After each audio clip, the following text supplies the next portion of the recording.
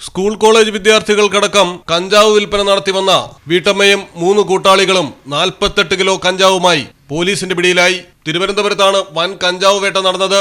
പേയാട് സ്വദേശിനി 44 വയസ്സുള്ള റിയ, പ്രാവച്ചമ്പലം ചാനൽക്കര വീട്ടിൽ 31 വയസ്സുള്ള റഫീഖ്, ഇടയ്ക്കോട് മാങ്കൂട്ടത്തിൽ വീട്ടിൽ ഷാനവാസ്, കൊണ്ണിയൂർ സ്വദേശി അനസ് എന്നിവരാണ് പ്രതികൾ. പാരൂർക്കുഴിയിലെ വാടക വീടിന് സമീപത്ത് പാർക്ക് ചെയ്തിരുന്ന കാറിന്റെ രഹസ്യ അറയിൽ സൂക്ഷിച്ചിരുന്ന നിലയിലാണ് കഞ്ചാവ് കണ്ടെത്തിയത്. വിശാഖപട്ടണത്തിൽ നിന്നും കൊണ്ടുവന്ന് കമലേശ്വരത്ത് വിൽപ്പന നടത്താനായിരുന്നു പദ്ധതി. എന്നാൽ നഗരത്തിൽ ആറ്റുകാൽ പൊങ്കാല ഒരുക്കങ്ങൾ നടക്കുന്നതിനാൽ കമലേശ്വരത്തേക്ക് കൊണ്ടുപോകാൻ കഴിഞ്ഞില്ല.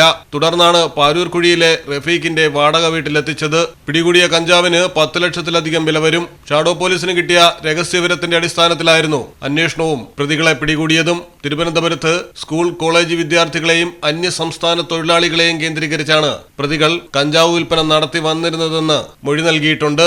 മലയാളം ടെലിവിഷൻ, തിരുവനന്തപുരം. ഫെർടെക്കിന്റെ മാത്രമായി പ്രത്യേകതകൾ. ഹൈ ക്വാളിറ്റി GI ഷീറ്റിൽ നിർമ്മിക്കുന്നവ. തിരഞ്ഞെടുക്കുവാൻ ആകർഷകമായ ഡിസൈനുകൾ വിവിധങ്ങളായ അളവുകളിൽ ലഭ്യമാകുന്നു. ഏതു കാലാവസ്ഥയും അതിജീവിക്കുന്നു. ഫ്രെയിമുകൾക്ക് അധിക ചെലവുകളില്ല. ഫിറ്റ് ചെയ്യാൻ വളരെ എളുപ്പം. ഇനി ഫെർടെക് പ്രൊഡക്റ്റുകൾ ഉപയോഗിക്കൂ. സമയവും സമ്പത്തും ലാഭിക്കൂ. ഫെർടെക് സ്റ്റീൽ വിൻഡോ ആൻഡ് ഡോർസ്.